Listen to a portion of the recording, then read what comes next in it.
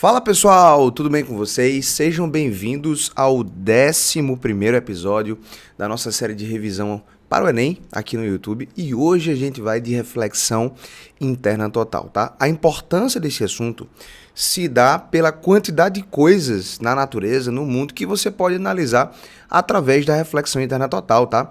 Arco-íris, prismas, a gente tem a fibra ótica, miragens, ou seja, tem muitas coisas que podem aparecer na sua prova que envolvem a reflexão interna total. E já te falo, tá? Reflexão interna total é uma consequência do assunto refração, que eu já gravei inclusive um episódio aqui, não lembro o número, mas eu vou deixar aqui no card para vocês, tá? Se você não assistiu essa aula de refração, assista que tá bem legal, beleza? Então, vamos lá. Eu tenho aqui dois meios de propagação da luz, o meio 2 com o índice de refração N2 e tenho o meio 1 com o índice de refração N1.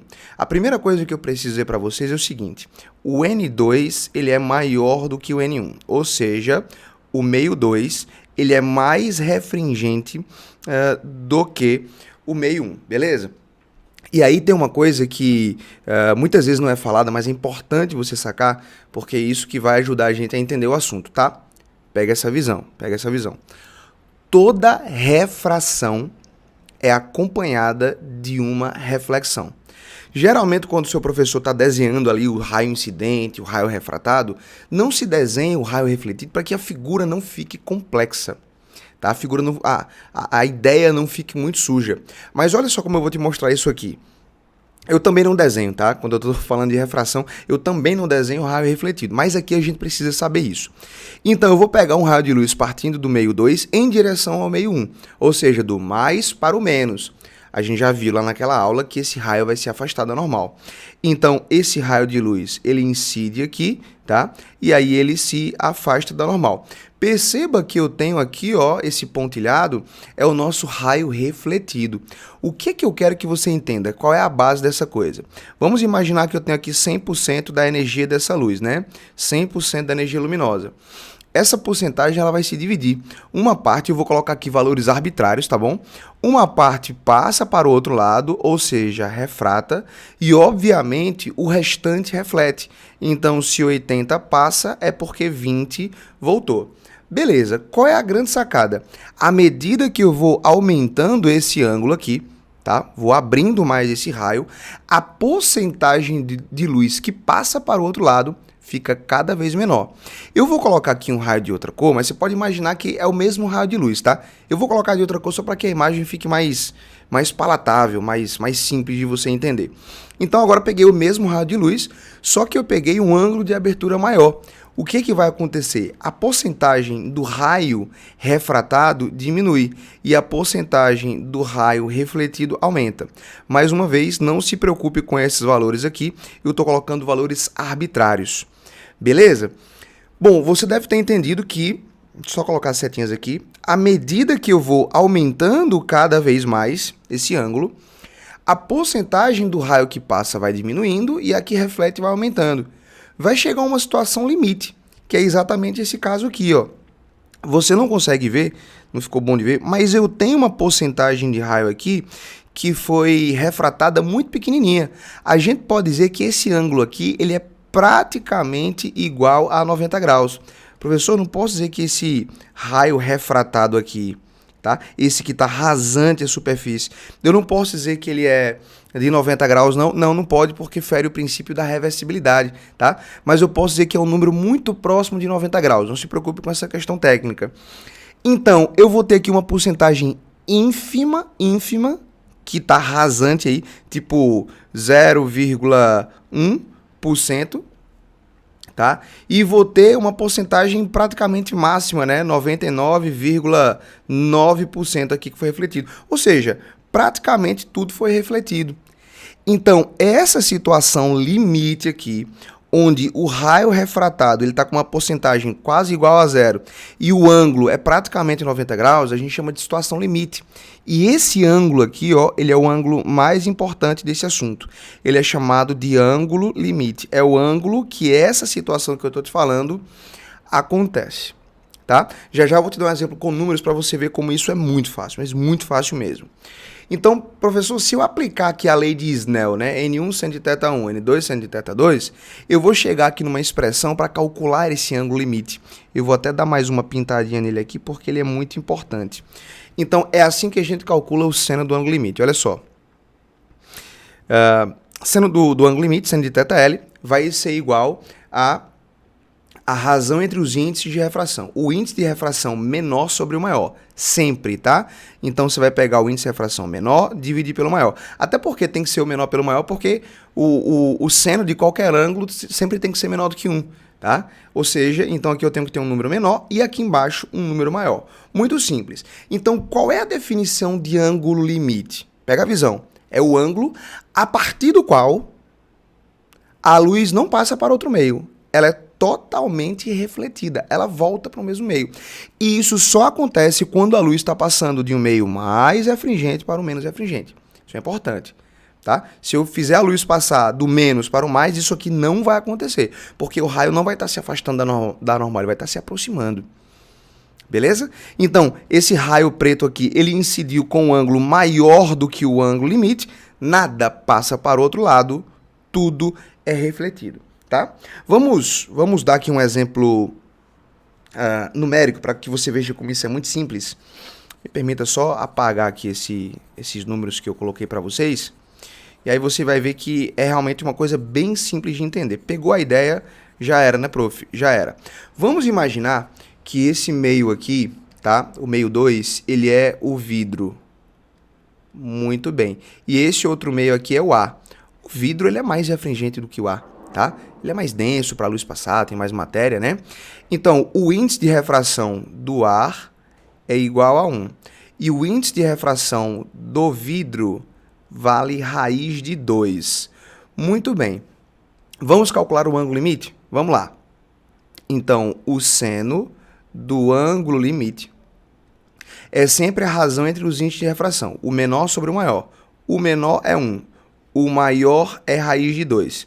A gente racionaliza, multiplica por raiz de 2 em cima e embaixo, tá? Então, 1 vezes raiz de 2 vai dar exatamente raiz de 2. E raiz de 2 vezes raiz de 2 dá raiz de 4, né? Que é 2.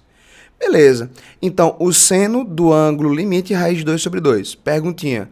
Qual é o ângulo cujo seno dá raiz de 2 sobre 2? Não brinca, né, prof? 45 graus. Beleza. Então, o ângulo limite para a interface vidro-ar é de 45 graus. Então, vamos pegar aqui um raio de luz, esse azulzinho aqui, que ele incide com um ângulo, por exemplo, de 27 graus. O ruim vai ser fazer reta, tá, pessoal? Não se preocupa com isso, não. Tá? Chegou aqui, esse ângulo aqui, por exemplo, é de 27 graus. Ah, 27 é menor do que o limite. Então, passa. A luz passa para o outro lado. Uma parte passa, uma outra parte reflete, aquilo que eu falei para você, né? Então, 27 vai ter uma parte que passa. Professor, 30 vai ter uma parte que passa, vai passar para o outro lado. 30 passa. Tá? 40 passa para o outro lado também. 40 é abaixo do limite, 40 passa para o outro lado. Agora, se eu fizer um raio de luz aqui incidir, por exemplo, com um ângulo de 50 graus, vamos supor que esse ângulo aqui é de 50 graus. O que é que vai acontecer? Nada passa para o outro lado. Tudo volta. Simples. Acima do ângulo limite, nada passa para o outro lado. Tudo é refletido internamente. Por isso que o nome é reflexão interna total. Gente, fácil entender isso, né? Beleza? Quais são as aplicações, professor? Acho que a principal é o tal da fibra ótica, tá? A gente tem aqui dois meios, importante isso, ó. A gente tem a capa que reveste, né, a fibra, e a gente tem essa região central aqui, que é onde a luz vai se propagar dentro, que é o núcleo, tá? E olha só, condição para a fibra ótica funcionar. O índice de refração do núcleo tem que ser maior do que o índice de refração da capa ou da casca, tá? Por quê? Porque isso aqui é uma condição para ter reflexão interna total. Então, qual é a ideia aqui da fibra ótica? Eu vou incidir aqui um raio de luz, tá? No núcleo, ele vai bater aqui, olha aqui, eu tenho aqui a nossa famosíssima normal, e eu não quero que esse raio passe para o outro lado. Eu quero que ele fique sofrendo sucessivas reflexões internas totais dentro do núcleo. Então, qual é a condição? A condição é que esse ângulo aqui de incidência, tá? Esse ângulo alfa, ele seja o quê? Maior do que o ângulo limite. Se isso acontecer, a luz não passa para o outro lado, é totalmente refletida internamente. E aí esse raio vai ficar sofrendo sucessivas reflexões internas totais e vai se propagando pela fibra por quilômetros, praticamente sem perda nenhuma de energia, tá? Então, condição importante, o ângulo de incidência tem que ser maior do que o ângulo limite, essa é a condição para que eu tenha reflexão interna total, e o índice de refração do meio onde a luz está, né? O núcleo tem que ser maior do que o da casca. Essa é a condição que a gente viu bem aqui que eu tinha colocado para vocês. Fechado, pessoal? Então fica atento aí para a fibra óptica. O arco-íris, que é um fenômeno da dispersão da luz, também tem reflexão interna total. O próprio formato da gota aqui, ó, faz com que quando a luz branca entra, aqui a luz solar é uma luz branca, né? Ela é composta por todas as cores do espectro. Aqui ela sofre uma refração. Como cada comprimento de onda tem um índice de refração próprio, tá? Cada comprimento de onda vai sofrer um desvio diferente. Aí a luz branca ela vai se dispersar. Só que aqui do outro lado do arco-íris, ela não vai sair da gota de água, na verdade, né? Ela vai sofrer aqui uma reflexão interna total, ó. E aí ela volta e aqui ela sofre uma outra reflexão. Então, o arco-íris, a gente tem aqui nesse ponto refração, aqui reflexão interna total e aqui refração de novo, né? A mudança de meio. E sempre a mesma condição, tá? Para que esse raio de luz sofra reflexão interna total aqui, esse ângulo tem que ser maior do que o ângulo limite. Beleza? Prismas.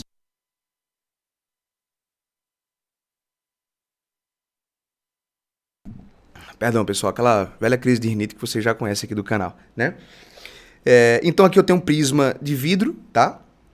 Esse aqui é um chamado prisma de reflexão total. A luz vem, chega aqui, ela muda de meio, né? Ela passa do ar, por exemplo, para o vidro, então aqui ela sofre uma refração. Ela entra, bate aqui nessa superfície e perceba, nada passou para o outro lado. A luz foi internamente refletida aqui. Tá? Então a luz sofreu aqui nesse ponto uma reflexão interna total. Mais uma vez, qual é a condição? Que esse ângulo aqui de incidência, que eu vou chamar de alfa, ele tem que ser maior do que o ângulo limite. Professor, já sei calcular o ângulo limite? Já. É o seno do ângulo limite e a razão entre os dois índices de refração, né? O menor sobre o maior. Então, sabendo isso, você basta aplicar nas mais diversas questões que podem aparecer desse assunto. Tá? Se tiver alguma condição, a condição para que o prisma sofra reflexão interna total. Esse ângulo aqui, ele tem que ser maior do que o ângulo limite. Beleza? Tranquilo? Esse aqui é um prisma, pessoal, que produz um desvio na luz, né? Um desvio total, beleza? De 90 graus. Perceba, o raio estava assim, ao sair, ele sai assim, né? Então aconteceu aí um desvio total de 90 graus. A gente tem outro tipo de prisma, que é esse aí, que o desvio é de 180 graus. Então, olha só, a luz incide aqui, nesse ponto ela sofre uma refração, aqui ela sofre uma reflexão interna total. E é a mesma história, se você desenhar aqui a reta normal, esse ângulo alfa aqui de incidência, ele tem que ser maior do que o ângulo limite. Aí a luz bate aqui, chega aqui, ela vai sofrer uma outra reflexão interna total, bate e volta. Então perceba que o raio de luz ele sofreu um desvio total de 180 graus. Ó. Ele estava indo para a direita e sai para a esquerda. Então esse tipo de prisma aqui, ele produz um desvio total de 180 graus. Tranquilo? Olha essa questão autoral, gente, que bacana, tá? Uma questão que envolve diamante. Por incrível que pareça, o diamante também tem reflexão interna total, tá? Uma das condições para que o diamante seja bastante valioso é a lapidação. E a lapidação tem assim uma característica importante na beleza do diamante, não só na beleza estética, mas na luz que você vê do diamante, tá? Então faça uma pausa, faz a leitura do enunciado, que eu vou direto aqui para o comando. Sendo θ base igual a 66 graus, o maior valor possível para o ângulo de abertura da base do diamante, de modo que a luz incidente na base de 1 seja totalmente refletida internamente à pedra, o valor do índice de refração do diamante para a luz monocromática incidente é igual a quanto? Beleza. Ele deu para a gente que o seno de 66 graus é 0,91 e o seno de 24 graus igual a 0,4. Eu já tirei essa imagem daqui e fiz uma imagem mais bonita para vocês, mas antes eu queria te contar uma coisa. Por que o diamante ele tem que ser lapidado? Pessoal, a beleza do diamante consiste em você olhar para cá, tá? Olha aqui a superfície de observação, né, que é a parte de cima dele. Você olha para cá e você vê várias cores, você vê diversas luzes. Tá? Então, se você pegar um diamante e você olhar assim de cima, tá? Ele sendo iluminado por uma luz branca, tá? Você vai ver praticamente todas as cores do arco-íris. Isso faz o diamante ser incrível. E o que é que acontece? Essa luz branca que incide aqui, ó, vindo de uma lâmpada, uma luz branca do sol, ela vai bater aqui nessa base e eu não quero que essa luz passe para o outro lado. Porque se a luz passar pelo fundo do diamante, eu vou perder a luz. E o diamante não vai me mostrar nenhum tipo de luz interessante. Então, é interessante que essa luz aqui, quando ela bate aqui nessa base, ela sofra reflexão interna total, aqui de novo e saia. E é essa luz que está saindo que faz com que o diamante seja bonito, porque você vai receber essa luz saindo. E aí quando você olhar, você vai ver ali diversas cores.